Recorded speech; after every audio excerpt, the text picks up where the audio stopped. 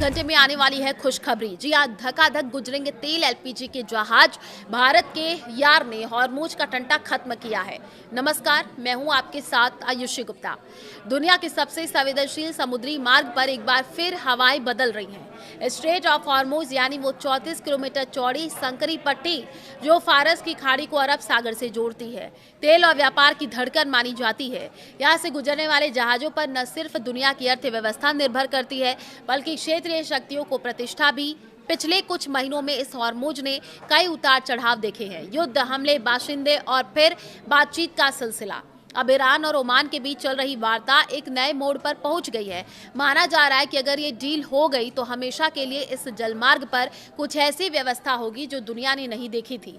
फरवरी 2025 का युद्ध शुरू होने के बाद हॉर्मुज की कहानी बदल गई है। अमेरिका और इजरायल के हमलों के जवाब में ईरान ने इस महत्वपूर्ण मार्ग को प्रभावी रूप से बंद कर दिया है। पहले संयुक्त राष्ट्र की व्यवस्था के तहत जहाज ईरान और ओमान के समुद्री क्षेत्रों से होकर के दो अलग अलग रास्तों का इस्तेमाल करते थे, एक उत्तरी एक दक्षिणी। लेकिन तनाव बढ़ते ईरान ने अपना फैसला सुना दिया।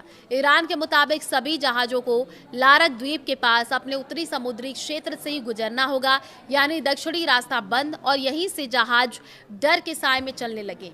जून में युद्ध विराम की घोषणा हुई तो उम्मीद की किरण जगी, पर नतीजा कुछ नहीं निकला।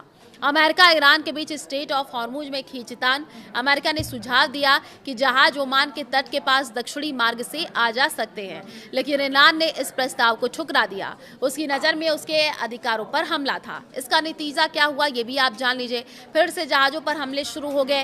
तनाव एक बार फिर से चरम पर पहुंच चुका है।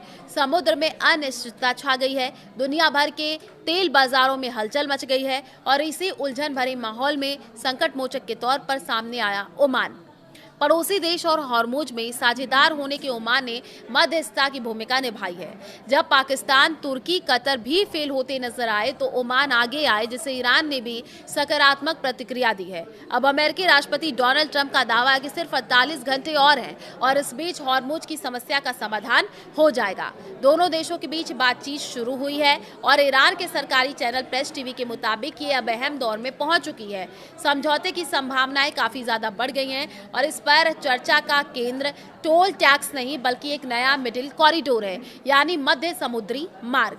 ये मार्ग स्ट्रेट के बीच से गुजरेगा और इसके पीछे का उद्देश्य साफ है। अगर इस पर सहमति बन जाती है तो ये नया रास्ता मौजूदा उत्तरी और दक्षिण दोनों मार्गों की जगह ले सकता है। ईरान के विदेश मंत्रालय के प्रवक्ता इस्माइल बघेई ने साफ तौर पर हाल ही में ये कहा कि ओमान के साथ बातचीत सकारात्मक दिशा में आगे बढ़ रही है। दोनों देश तकनीकी और राजनीतिक स्तर पर ऐसे सुरक्षित समुद्री मार्ग तय करने की कोशिश कर रहे हैं जिससे हॉर्मुज में जहाजों की आवाजाही सामान्य हो सके। आपकी क्या राय है इस पूरे मामले को लेकर के? कमेंट करके जरूर बताएं।